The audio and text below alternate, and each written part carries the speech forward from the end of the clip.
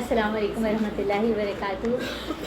اعوذ باللہ من الشیطان الرجیم، بسم اللہ الرحمن الرحیم۔ رب اشرح لی صدری ویسر لی امری واحلل عقدۃ من لسانی یفقہوا قولی۔ رب زدنی علما، اللہم احسن عاقبتنا فی امور کلھا واجرنا من خزی الدنیا وعذاب الآخرہ۔ یا ربی لک الحمد کما ینبغی لجلال وجہک ولعظیم سلطانک۔ یا ربی لک الحمد کما ینبغی لجلال وجہک ولعظیم سلطانک۔ یا ربی لک الحمد کما ینبغی لجلال وجہک ولعظیم سلطانک۔ سبحان اللہ وبحمدہ عدد خلقہ ورضا نفسہ وزینۃ عرشہ ومداد کلماتہ۔ اللہ تعالیٰ سے اس دعا کے ساتھ کہ اللہ ہمارا اس چھٹی کے دن نکل کے آنا، یہاں بیٹھنا، بات کرنا، سننا، سمجھنا، سب اپنی بارگاہ میں بہترین طریقے سے قبول فرما لیں، اور جس طرح ہم یہاں پر ایک دوسرے کے ساتھ خوشی سے بیٹھے ہیں، اللہ تعالیٰ ہمیں جنت الفردوس میں بھی اسی طرح خوشباش حالتوں میں بٹھائیں، آمین ثم آمین۔ آج جو میرا موضوع ہے تھوڑا سا مشکل بھی ہے۔ موضوع یہ ہے کہ جماعت اسلامی کا قیام کیوں، کیا، کیسے۔ اور عموماً جب تاریخی حوالوں سے بات کی جاتی ہے، ڈیٹس آتی ہیں، نمبرز آتے ہیں، تو تھوڑا سا ہم الجھ بھی جاتے ہیں، کیا یاد رکھیں، کیا بھول جائے۔ تو موضوع پہ جانے سے پہلے میں آپ کے سامنے ایک خاتون کا تذکرہ کروں گی، اور وہ خاتون آپ سمجھیں میری امی کی، میری والدہ کی عمر کی ہیں، اور ان کو بھولنے کا مرض ہو گیا۔ انہیں یہ تو یاد رہتا ہے کہ میں یہاں بیٹھی ہوں، لیکن انہیں یہ نہیں یاد کہ جس گھر میں وہ بیٹھی ہیں وہ کس امنگوں اور آرزوؤں سے بنا تھا۔ یہ جو لوگ سامنے پھر رہے ہیں، یہ ان کی اپنی اولاد ہے، جن کو انہوں نے بہت محبتوں سے، بہت خدمت، محنت، مشقت کے بعد پالا پوسا تھا۔ جو کچھ ان کی ماضی کی یادداشت ہے وہ ان کے ذہن سے بالکل محو ہو چکی، اور نتیجتاً ہوا یہ ہے کہ انسان کی شخصیت کے جو بہت سے رنگ ہوتے ہیں نا، یعنی میں اور آپ جب ایک دوسرے سے ملتے ہیں تو بہت کچھ ماضی کی یادیں ہوتی ہیں جو سامنے آ جاتی ہیں، چاہے وہ 1 دن پہلے کی یاد ہو، یا 2 دن پہلے کی یاد ہو، یا 10 دن پہلے کی یاد ہو۔ وہ یادیں میری اور آپ کی شخصیت کو بناتی ہیں۔ اب جب ان خاتون کی ذہن سے، ان کے دماغ سے ماضی کی یادیں ختم ہو گئی ہیں، تو چیزوں کی اہمیت، چیزوں کی حساسیت اور چیزوں کی خوبصورتی کو محسوس نہیں کر پا رہی۔ جس سیڑھی سے وہ کل گری تھی اس سے وہ آج بھی گر جاتی ہیں۔ جس مقام پہ وہ بیٹھی ہیں وہ بہت محبتوں سے پایا تھا، بہت محنتوں سے پایا تھا، لیکن اس کی قدر ہی انہیں نہیں ہے۔ ایسا ہوتا ہے نا؟ آپ نے کبھی اس طرح کا دیکھا ہے کوئی شخص جو ماضی کو بھول گیا ہو سکتا ہے آپ کا مشاہدہ ہو۔ ماضی کا بھول جانا، چاہے وہ فرد کی زندگی میں ہو، کسی قوم کی زندگی میں ہو، امت کی زندگی میں ہو، ماضی کا بھول جانا بہت بڑا المیہ ہے۔ یہ بیماری ہے، اسے پاگل پن بھی کہہ دیتے ہیں کچھ لوگ۔ اس کا علاج کرایا جاتا ہے۔ ماضی یاد رکھنے کے لیے ہوتا ہے، اور ماضی کی اہم بات کیا ہے؟ ایک اور خاتون بھی ہیں، ان کو حاضر بھول گیا، اور جب حاضر بھولا تو کیا ہوا؟ کوئی بتائے گا؟ وہ ماضی میں زندہ ہیں، وہ یہ یاد کرتی ہیں دیکھیں پہلے ایسا ہوا تھا، لیکن انہیں یہ نہیں پتا حال میں کیا کرنا ہے۔ جب انسان ماضی میں زندہ ہو، مجھے کل کا سب یاد ہے، مجھے آج کا پتہ ہی نہیں، مجھے اٹھ کے کھانا کھانا ہے، مجھے دوا لینی ہے، مجھے دروازہ کھولنا ہے، کوئی آنے والا ہے، مجھے تو آج کا کچھ یاد ہی نہیں، مجھے تو سب کل کا یاد ہے۔ کل میں نے دعوت کی تھی، بہت اچھی تھی، کل میں نے اپنی پڑوسن کا خیال کیا تھا، بہت جا کے ان کے خیر خیریت پوچھ کے آئی تھی، لیکن آج کیا کرنا ہے وہ مجھے ہوش ہی نہیں۔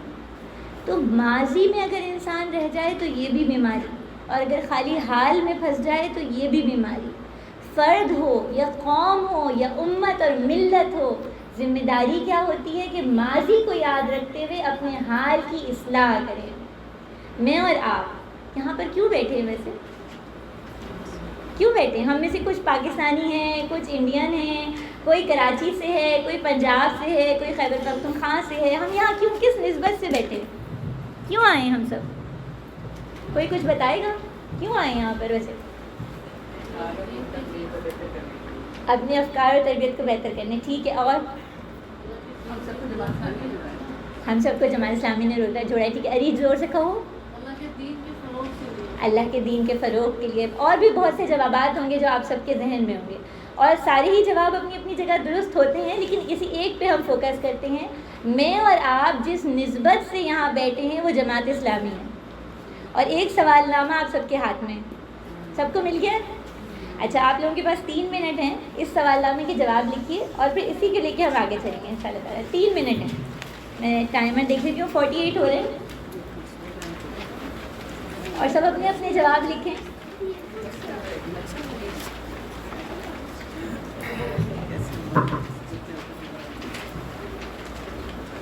میں پڑھ بھی لیتی ہوں آپ لوگوں کے سامنے. اس میں پہلا سوال ہے، جماعت اسلامی کا قیام کیسے عمل میں آیا؟ جماعت اسلامی کا قیام کیسے عمل میں آیا، یعنی کیسے بنی تھی جماعت اسلامی؟ اس کی ضرورت کیا تھی؟ کیا ضرورت تھی؟ اتنے سارے لوگ کام کر رہے تھے، اتنی جماعتیں تھیں، اتنے گروپس تھے، تو ایک مزید کو کھڑا کرنے کی ضرورت کیا تھی؟ اور پھر جماعت اسلامی میں نصب العین کیا ہے؟ یعنی جب کوئی قوم یا کوئی افراد کا گروہ جمع ہوتا ہے تو کسی چیز کو لے کے اٹھتے ہیں نا، کسی بنیاد پہ اٹھتے ہیں. تو جماعت اسلامی کا نصب العین کیا ہے؟ اور آپ جماعت اسلامی میں کیوں شامل ہوئیں؟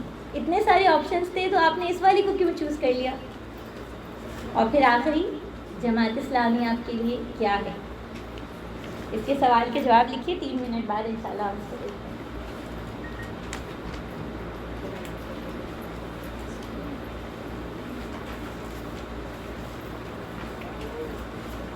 میں جوابات آپ سے پوچھوں گی نہیں، اس لیے آپ لوگ آرام سے اپنے دل کی بات لکھ سکتے ہیں. یہ اصل میں ہمارے اپنے دلوں کا جائزہ ہے. جاتے ہوئے ہو سکتا ہے لے لوں، لیکن ابھی نہیں لوں گی.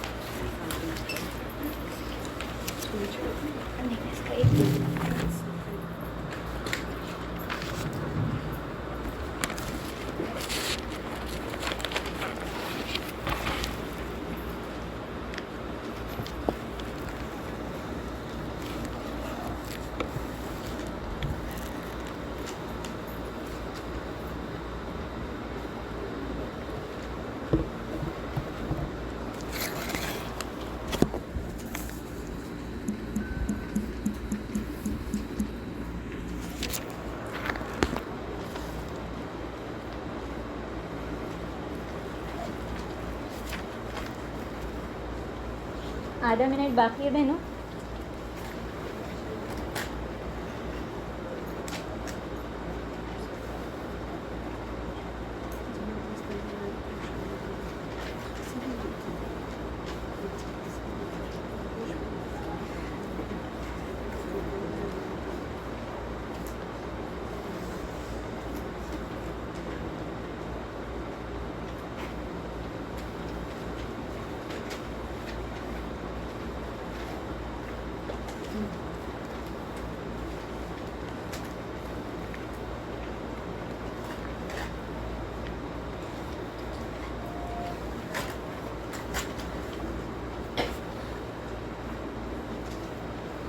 جی ٹائم ہو گیا ہے. 3 منٹ آپ لوگوں کے پاس لکھ لیا ہے؟ ٹھیک. چلیے آپ لوگوں نے جواب لکھے اور پروگرام کے اختتام تک آپ لوگ دوبارہ ان سوالات کے جو جواب لکھے تھے ان کو دوبارہ کھولیے گا اور دوبارہ پڑھیے گا کہ اس میں کچھ اضافہ یا کچھ کمی ہوئی، اور پھر آپ میں سے جو چاہے وہ ضرور مجھے دیتا ہوا جائے. نام اگر نہیں لکھنا چاہیں تو ٹھیک. اچھا جی، یہ سوالات کیوں تھے؟ یہ سوالات اس لیے تھے کہ دیکھیے، سن کے چلے جانا بہت آسان کام ہوتا ہے، لیکن تھوڑا ٹھہر کے غور و فکر کرنا، اس مقام پہ رک جانا، اپنے دلوں کا جائزہ لینا بہت ضروری ہے. آج کی جو ہماری دنیا ہے نا، اس میں ہر روز صبح شام آڈیو لنکس اور ویڈیو لنکس شیئر ہوتے ہیں، بے تحاشا چیزیں ہم سنتے ہیں. اور جس طرح جب بہت تیز بارش ہوتی ہے تو زمین میں ٹھہر نہیں پاتی، وہ زمین کو نرم نہیں کرتی، وہ بس ریلے کی مانند بہتی چلی جاتی ہے. اسی طرح جب بہت کچھ سنا اور پڑھا جا رہا ہوتا ہے تو دل کے اندر کم کم اترنے لگتا ہے. یہ سوال نامہ اس لیے ہے کہ میں اور آپ کچھ چیزوں پہ فوکس کر کے آج بیٹھیں کہ میری اور آپ کی جڑنے کی نسبت جماعت اسلامی اگر ہے تو ہم اس جماعت اسلامی کو سمجھے ہیں یا نہیں سمجھے. چلیے آج ہم ایک سفر پہ چلتے ہیں، اور یہ سفر ہم سب ایک دوسرے کے ساتھ کریں گے. ماضی کے جھروکوں میں جھانکنا بعض دفعہ انسان کو بور بھی کر دیتا ہے. تو اگر کہیں ایسا لگے کہ بہت دقیق بات ہے اور بہت مشکل ہے تو آپ روک بھی لیجیے گا اور ہم آپس میں ڈسکس بھی کریں گے۔ یہ آج سے 100 سال پرانی بات ہے۔ میں اور آپ جس جگہ پہ بیٹھے ہیں، اس ملک سے لے کے پوری کی پوری امت مسلمہ یا ملت اسلامیہ مختلف طریقے کی اقوام کے زیر تسلط تھی۔ سامراجی مختلف یورپین اقوام تھیں جو پورے کے پورے مسلم ریجن کے اوپر حکومت کرتی۔ انڈونیشیا کے 1 کروڑ مسلمانوں پر ہالینڈ کے چند ہزار مسلمانوں کی حکمرانی تھی، اور ہم میں سے زیادہ تر لوگ، تقریباً اکثریت، ہم بر صغیر پاک و ہند سے تعلق رکھتے ہیں۔ تو ہمارے اوپر کون تھا؟ کون ہمارے اوپر حکمران تھا؟ برٹش، انگریز ہمارے اوپر حکمران تھے۔ اور یہ اس 100 سال پرانی کہانی ہے۔ ایک بچہ ہے 16-17 سال کا ہے، یعنی ٹین ایجر ہے، اور وہ اس دور میں موجود ہے جب وہ کیا دیکھتا ہے، یہ 4 چیزیں وہ آبزرو کرتا ہے۔ نمبر 1 چیز وہ یہ دیکھتا ہے کہ مسلمان ہر جگہ سے بالکل پسپا ہو گئے، بالکل پسپا ہو گئے ہیں، دبا دیے گئے ہیں، مفلوج کر دیے گئے ہیں۔ کہیں مسلمانوں کی کوئی آواز نہیں ہے سوائے ایک ٹوٹی پھوٹی لڑکھڑاتی ہوئی گرتی ہوئی خلافت عثمانیہ کی، اور کچھ بھی نہیں ہے۔ اس کے بعد وہ بچہ دیکھتا ہے جلیاں والا باغ۔ جلیاں والا باغ کیا تھا؟ کسی کو پتہ ہے؟ مسلمانوں کا قتل عام ہوا تھا۔ کب ہوا تھا؟ یہ جنگ عظیم اول کے بعد ہوا تھا، ڈیٹ نہ بھی پتہ ہو، لیکن بس یہ ایک بڑا واقعہ تھا۔ یہ انڈیا میں بر صغیر پاک و ہند کے اندر ایک ایسا واقعہ ہوا، ہندوستان کے اندر، کہ بہت بڑی تعداد ہندوؤں اور مسلمانوں کی ایک جگہ جمع ہوئی، اور کس لیے جمع ہوئی؟ انگریزوں کے خلاف کھڑی ہوئی۔ وہاں پر ان کو قتل عام کیا گیا، اور کتنے لوگوں کو مارا گیا؟ آج بھی تو ایک وار کے زون میں ہم ہیں نا، یعنی جنگ برپا ہے دنیا میں۔ تو آپ کو کیا لگتا ہے کتنے لوگ مرے ہوں گے جلیاں والا باغ میں؟ کتنے لوگ مرے ہوں گے؟ 300 لوگ مرے تقریباً، اس میں کچھ آگے پیچھے آپ کر سکتے ہیں۔ ان 300 لوگوں کی موت نے پورے ہندوستان میں ایک آگ لگا دی، اور ہر شخص اس بات پہ کھڑا ہو گیا کہ ہمیں انگریزوں کی حکومت کو ختم کرنا ہے، اور ہمیں آزادی چاہیے، برطانوی تسلط کو ختم کرنا ہے۔ آج جب ہم دیکھ رہے ہیں تو بڑے حیران ہو رہے ہیں، ہزاروں مر گئے، ٹینکوں میں کچل دیے گئے، عمارتوں پہ سے گر گر کے مر رہے ہیں، سناٹا سا سناٹا ہے۔ لیکن یہ دور ذرا پرانا تھا، جب دل زندہ ہوتے تھے، جب روحیں کرب سے تڑپتی تھی، غلامی اچھی نہیں لگتی تھی۔ اس دور غلامی میں ان 300 انسانوں کی موت نے پورے ہندوستان میں ایک آگ لگا دی۔ اس بچے نے وہ سما دیکھا۔ مزید کیا ہوا؟ ابھی وہ اس چیز کو دیکھ ہی رہا تھا کہ اس کے بعد جو ہماری خلافت عثمانیہ ہے وہ ٹوٹ گئی۔ خلافت عثمانیہ، یہ میں لکھ اس لیے رہی ہوں کہ آپ کی آنکھوں میں رہے، جب ہم دیکھتے ہیں تو ذہنوں میں رہتا ہے۔ خلافت عثمانیہ کیسے ٹوٹی؟ ترکوں نے خود اپنی قوم پرستی کی بنیاد پر اور مغربی اقدار اور مغرب سے مرعوب ہو کر خود خلافت عثمانیہ کو ڈھہ دیا۔ اور وہ بچہ یہ دیکھتا ہے کہ پورے ہندوستان سے مسلمانان ہند اس جبر اور تشدد کے دور میں بھی خلافت عثمانیہ کو بچانے کے لیے زیور بیچ رہے ہیں، کوشش کر رہے ہیں، محنت کر رہے ہیں۔ ان کے دل اس خلافت کے ساتھ دھڑکتے تھے، لیکن اس گورنمنٹ نے، جو بھی اس وقت گورنمنٹ تھی، کیونکہ وہ مغرب نواز تھی، اس نے خود توڑ دیا خلافت کو، اور مسلمان جو کہ اس وقت ایک مملکت تھے، نیا نقشہ دنیا پہ بنا، جس میں آج چھوٹے چھوٹے ہم ملک دیکھتے ہیں نا، وہ چھوٹے چھوٹے ملک اس وقت نمودار ہو گئے جو اس سے پہلے دنیا میں نہیں تھے۔ اس بچے نے یہ بھی دیکھا، اور بار بار میں آپ سے بتائی کیوں کہہ رہی ہوں، دیکھ میرے اور آپ کے بچے بھی رہے ہیں، دیکھ ہم بھی رہے ہیں۔ ہمیں اپنے آپ کا مقابلہ کرنا ہے کہ نہ تو ہم ماضی میں رہنے والے ہیں اور نہ ہم حال کو درست کرنے والے ہیں۔ دیکھ تو ہم بھی سب کچھ رہے ہیں، لیکن تبدیلی کہاں آئی ہے؟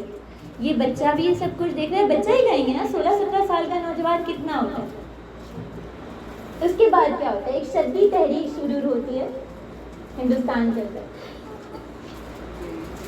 اس تحریک کی کیا خاص بات ہے؟ یہاں پر ہندو مسلمان اکٹھے ہو کے انگریزوں کے خلاف جنگ کر رہے ہیں، احتجاج کر رہے ہیں، ہنگامے کر رہے ہیں۔ خلافت عثمانیہ ٹوٹتی ہے، ہندو مسلمانوں کے خلاف کھڑے ہو جاتے ہیں۔ شدید تحریک یہ تھی کہ مسلمانوں کو ہندو بنایا جائے۔ کیا تحریک تھی؟ مسلمانوں کو ہندو بنایا جائے. وہ نوجوان جس کا نام تھا مولانا ابو اعلیٰ مودودی، آپ سب جانتے ہیں نہیں جانتے ہیں نا، کبھی سنا ہوگا نا، کبھی تفہیم القرآن سے گزرے ہوں گے. اللہ تعالیٰ ان کی قبر کو نور سے روشن فرمائے. اس نوجوان نے بھی یہ سب کچھ دیکھا اور اس نے اس لمحے سوچا، جیسے آج ہو سکتا ہے ہم بھی سوچتے ہوں کہ ہم مغلوب کیوں ہیں، ہمیں کیوں کچلا جا رہا ہے، ہماری کیوں بے عزتی کی جا رہی ہے، ہمارا کوئی مقام، ہم 57 52 جتنے بھی ممالک ہیں کوئی اوقات ہی نہیں ہے، کوئی پوچھتا ہی نہیں ہے. ایسے اس نے بھی سوچا کہ یہ کیا ہو گیا، امت مسلمہ کا فریضہ تھا کہ لوگوں کو مسلمان کرے، یہ کیسا چینج آ گیا کہ ہندو مسلمانوں کو ہندو کر رہے ہیں. کایا پلٹ گئی نا. اس نے یہ سوچا اور اس کے بعد ایک نظریہ، ایک سوچ اس کے ذہن میں ڈیولپ ہوئی. اور وہ سوچ کیا تھی؟ آپ یاد رکھیے جو پورا یہ 100 سال پہلے کا عرصہ ہے نا، یہ غلامی کا سیاہ دور ہے.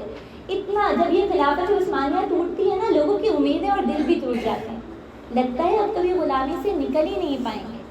ہم تو کمزور ہیں، مفلوج ہیں، کم ہمت ہیں، کم عقل ہیں، ہم کبھی غلامی سے نکل سکتا ہے؟ اور ان اندھیروں میں ایک آواز تھی علامہ اقبال کی. ان کا ایک شعر ہے کہ محمد سے وفا تو نے تو ہم تیرے ہیں، یہ جہاں چیز ہے کیا لوح و قلم تیرے ہیں.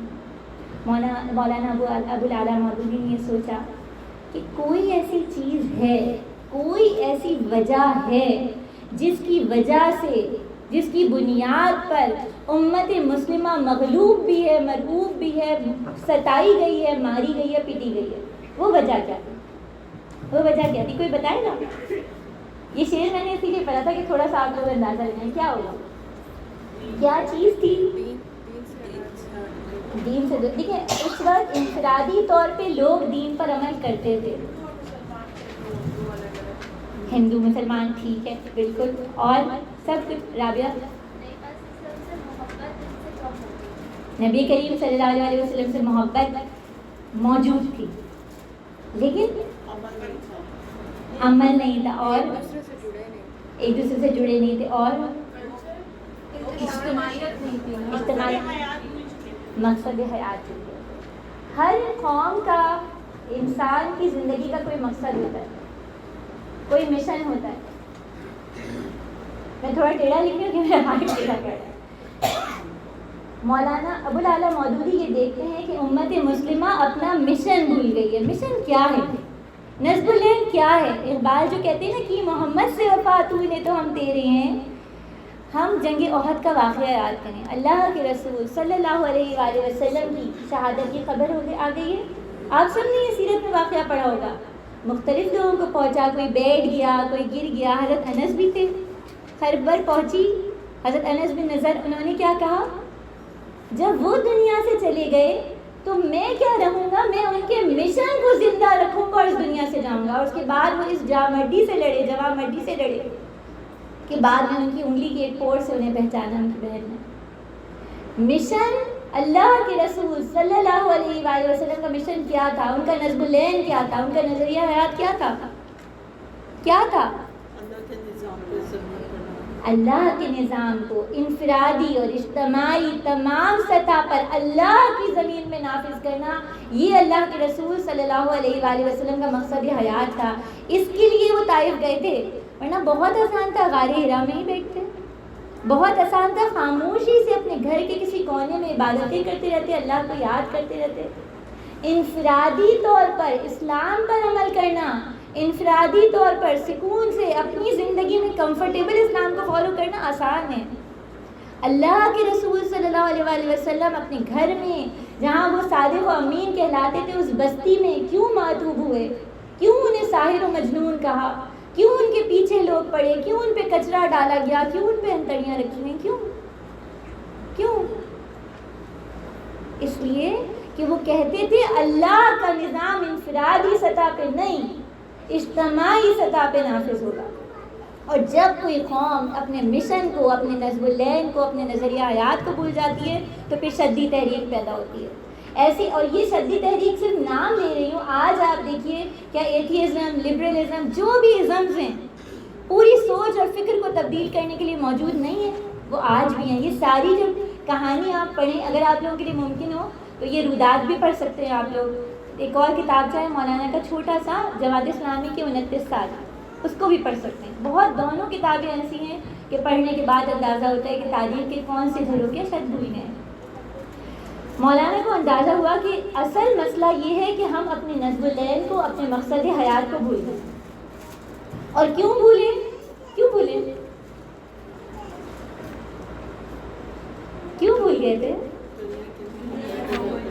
دنیا کی محبت میں، ٹھیک ہے. اور کوئی یاد دلانے والا بھی نہیں تھے. لوگوں نے اٹھے اور جہاد کیا اور مارے گئے. جی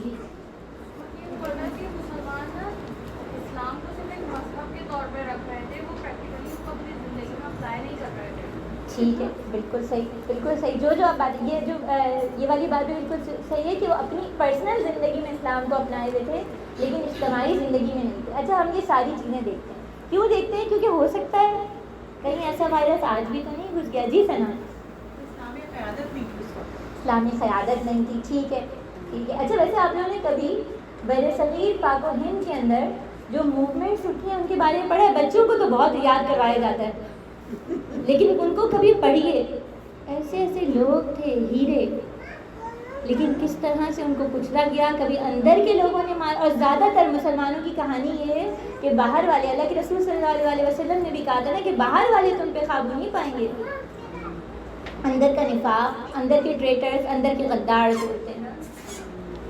لیڈرشپ بھی تھی بہت اس میں بہت ساری چیزیں تھی. پہلی بات دیکھیے، جو غلامی ہوتی ہے نا، مستقل غلامی، پہلے اتنے عروج پہ تھے. پھر ابھی اجے باجی نے آپ لوگوں کے سامنے رکھا کہ جب عروج آنے کے بعد، اقتدار اور اختیار آنے کے بعد، پاور اور اتھارٹی آنے کے بعد انسان اللہ کے قوانین کو فالو نہیں کرتا تو اللہ کیا کرتے ہیں؟ یستبدل، بدل دیتے ہیں. میرے اور آپ کے پاس ہے اتھارٹی؟ ہے یا نہیں ہے؟ کوئی اتھارٹی نہیں ہے. اپنے سرکل، اپنے گھر میں تو کم سے اپنے بچوں پر تو کوئی اتھارٹی ہے.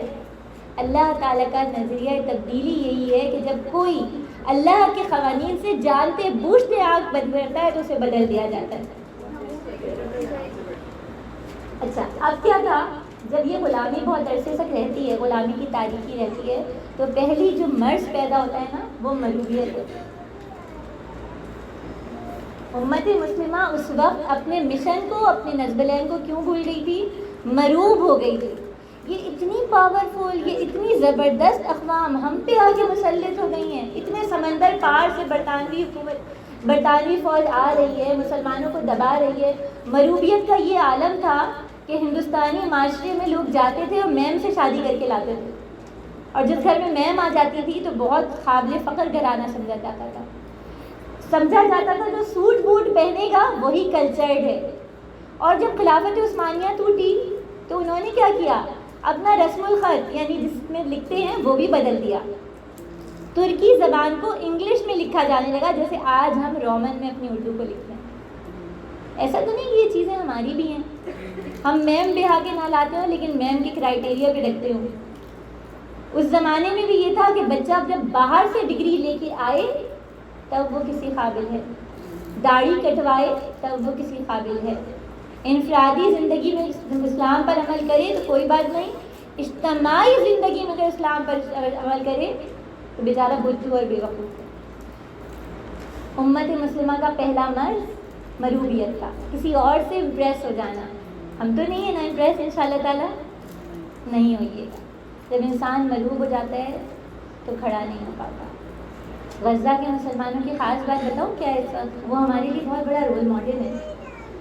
کل میں بچوں کے ساتھ دیکھ رہی تھی جو دنیا کے بیسٹ ویپنس کی جو یہ ہوتا ہے یونیفارم ہوتا ہے، ایسے ایسے یونیفارم ہیں کہ چوٹ لگتی ہے وہ خود ہی سالڈ ہو جاتے ہیں. یعنی آپ کا فوجی کی چوٹ لگی، پاؤں اس کے خود ہی بینڈیج بنا دے گا. ایسے ایسے یونیفارم ہے، رات کو نظر آتا ہے، گرمی سردی سے بچاتا ہے. ان یونیفارمز کے ساتھ وہ آرمی اتری ہوئی ہے، کچل رہی ہے، دبا رہی ہے، لیکن آپ ان لوگوں کا حال دیکھیے، ان کی اولو العزمی دیکھیے، ان کا ڈرنا نہ دیکھیے. انہیں کوئی فرق ہی نہیں پڑ رہا. اوپر سے 24 گھنٹے ڈرون اڑتے ہیں. کہتے ہیں جس وقت ڈرون کی آواز بند ہوتی ہے نا، جس وقت بند ہوتی ہے اس کا مطلب ہوتا ہے اب کیا آئے گا؟ بم آئے گا. یہ جو مروبیت ہے نا، یہ مجھے اور آپ کو بٹھا گئی ہے. ہم مروب ہیں، پہچانتے نہیں. ہم آج بھی مطلب کلچر اسی کو سمجھتے ہیں جو اور اس کے بعد بتانے کے لیے نا امریکی فلاسفیاں ہم اسی کو عقل مند سمجھتے ہیں. بالکل. اور فلسطین والوں کی سب سے بڑی بات یہ ہے کہ وہ یہ کہتے ہیں کہ ہم اس ملک سے کیوں نکلیں ورنہ تو سارا یہود آ جائے گا. یہ میں پرسنل بالکل صحیح، بالکل صحیح کہہ رہی ہیں. اچھا اب اور ہم یہ نا پوائنٹس نوٹ کریں کہ یہ چیزیں اپنے اندر سے نکالنی ہیں. دوسری چیز مجھے لکھنا نہیں آ رہا، ملغوب جس کو کہتے ہیں نا، یعنی آپ یہ سمجھیں کہ اب میں اس پنجرے میں ایسا بند ہوئی ہوں کہ اب میں نکل ہی نہیں سکتی. یہ باقاعدہ پرندوں پہ تجربہ کیا گیا ہے کہ اگر کسی پرندے کو یقین ہو جائے نا کہ میں اڑ نہیں سکتا تو آپ پنجرا کھول کے بھی ڈال دیں وہ اڑے گا نہیں، وہ ڈر کے مارے چپ کے بیٹھا رہے گا. مغلوبیت. ہاں مجھے اس کو لکھنا نہیں آ رہا.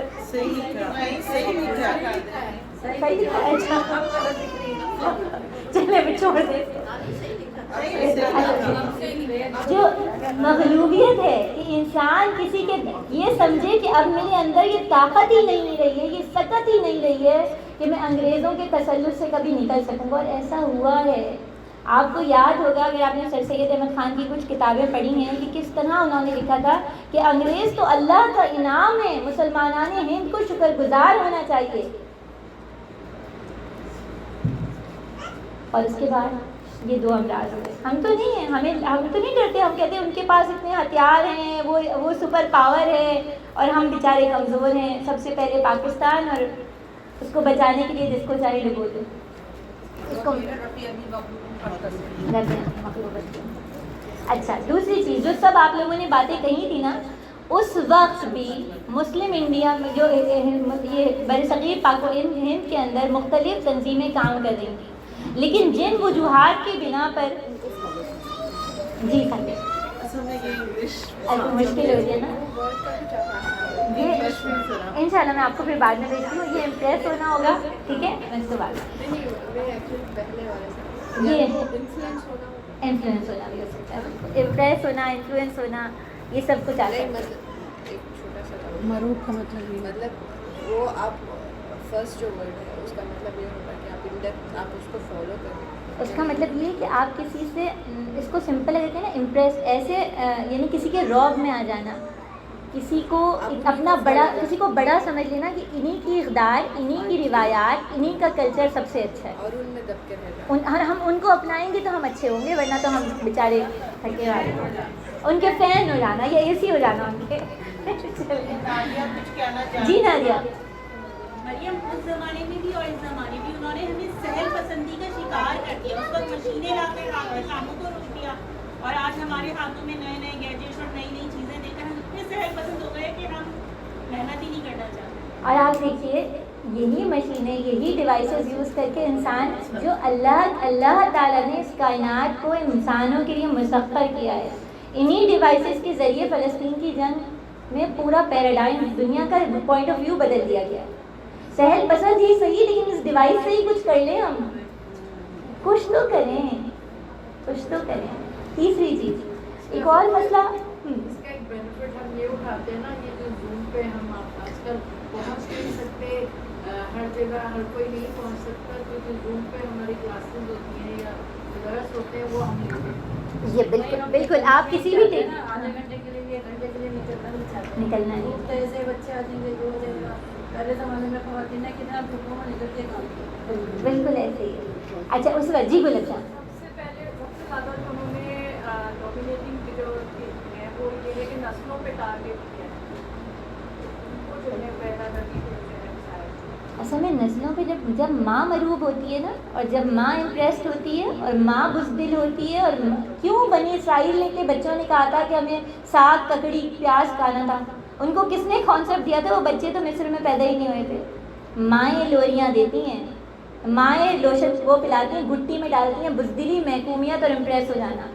اگر ماں بہادر ہے، ماں اللہ کے سوا کسی کے رعب میں نہیں آتی، ماں منظم ہے، تو بچے بھی ایسے ہیں. بچے ماں کا عکس ہیں. ہو سکتا ہے ماؤں کی زندگی میں نہ ہو، لیکن ہم سب اپنے اندر جھانکے تو پتہ نہیں کتنی چیزیں ہیں جو امیوں سے دور بیٹھے ہیں. کچھ کی امی والدین جا چکے ہیں، کچھ کے اس دنیا میں موجود ہیں، لیکن ان کی خوبیاں یا کچھ چیزیں ہمارے اندر آٹومیٹیکلی موجود ہیں نا، تو ہماری ذمہ داری بہت بڑی ہے، بہت بڑی ہے۔ تیسری چیز، ابھی سوال، ابھی جو بات ہو رہی تھی گیجٹ ہاتھ میں ہے، تو یہ تو ان لوگوں کے ہاتھ میں بھی ہیں جو ہمارے ہاتھ میں ہیں، اس کے اوپر تھوڑی سی بات کریں۔ وہ ہم لوگ کیا پہلے تو کریں؟ فوکس اس پہ رہتے ہیں، ٹھیک ہے، ورنہ تو ہمارا آج کا ٹاپک ختم ہی نہیں ہوگا۔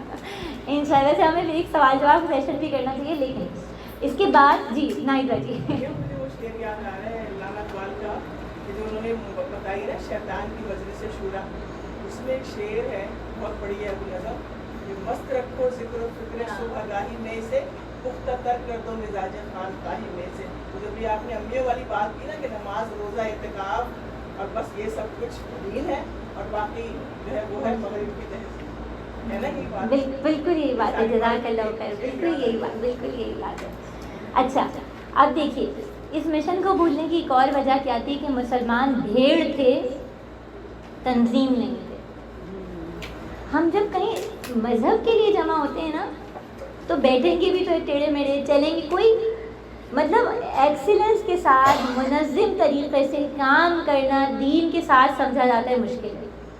یہ ابھی بھی ہے، یہ ابھی بھی ہے۔ گھر کی دعوت ہوتی ہے تو ایک ایک چیز 10 روز پہلے سے لسٹ بن کے ایک ایک چیز صحیح ہو رہی ہوتی ہے، اور اگر کچھ کہنا نہیں چاہیے۔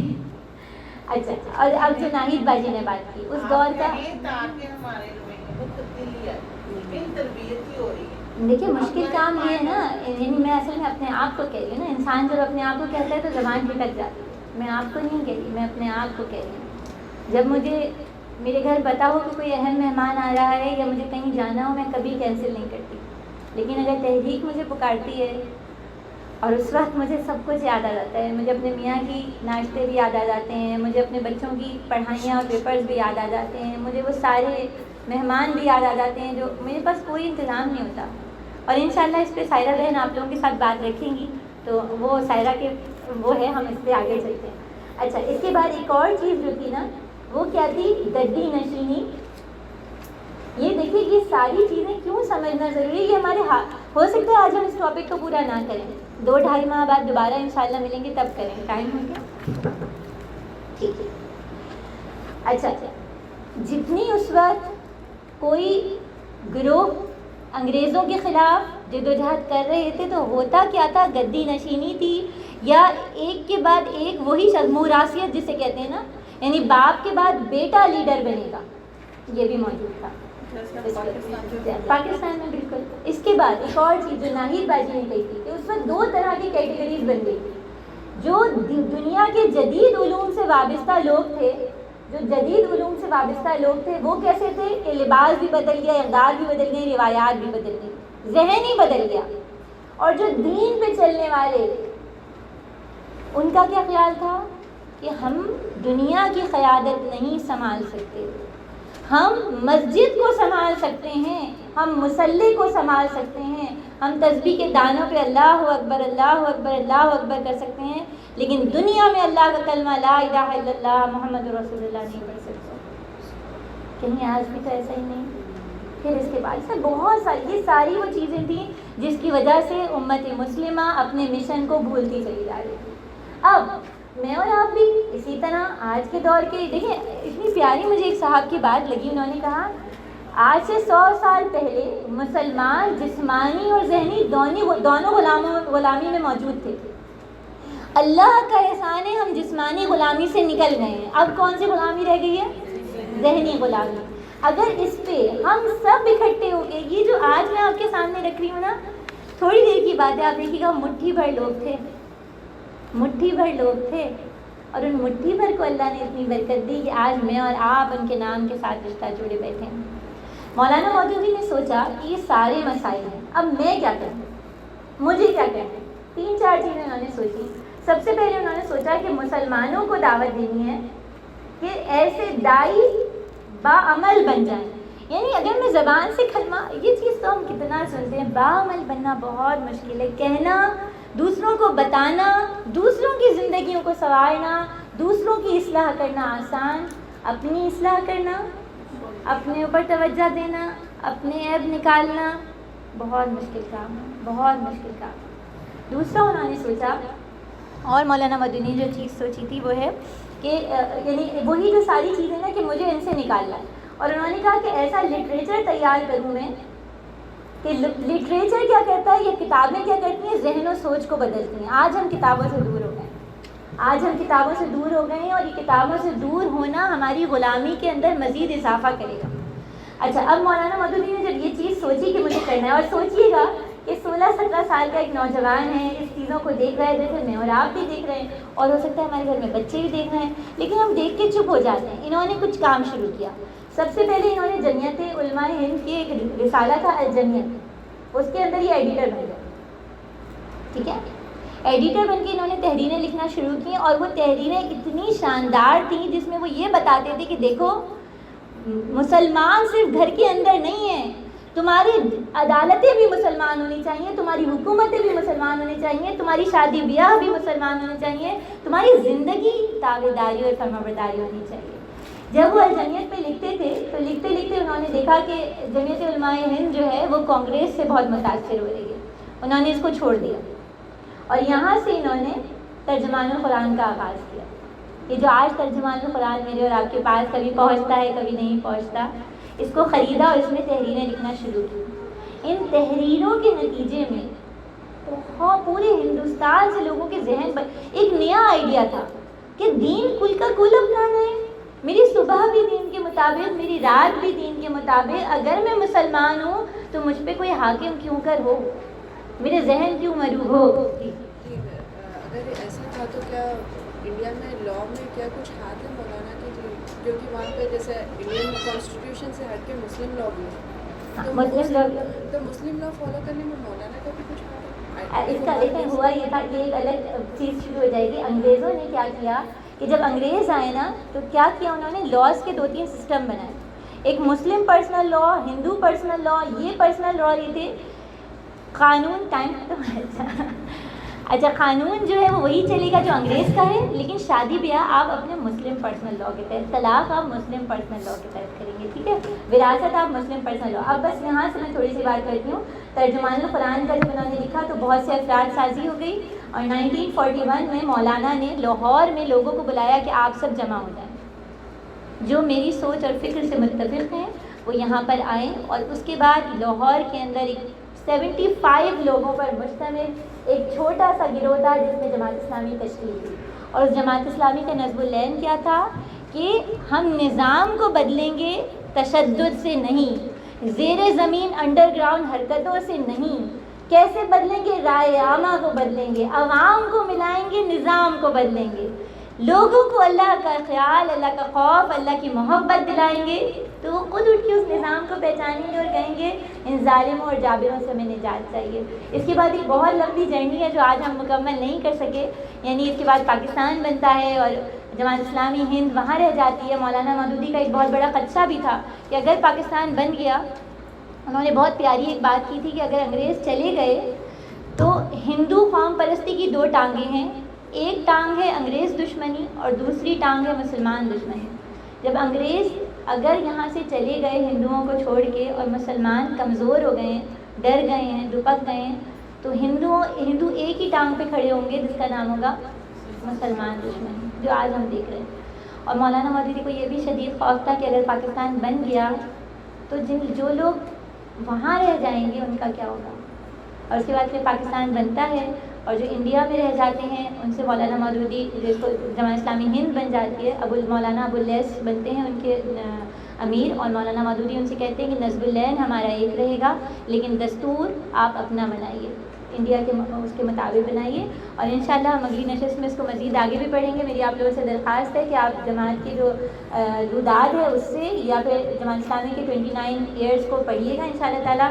اور میں بہت معذرت خواہ بھی ہوں کہ میں نے کچھ ٹائم اوپر لے لیا ہے. سبحانک اللہم و بحمدک نشہد ان لا الہ الا انت نستغفرک و نتوب الیک. اس کو لگا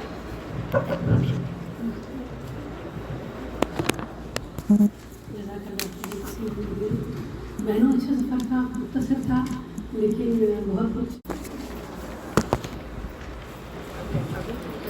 السلام علیکم ورحمۃ اللہ وبرکاتہ. اعوذ باللہ من الشیطان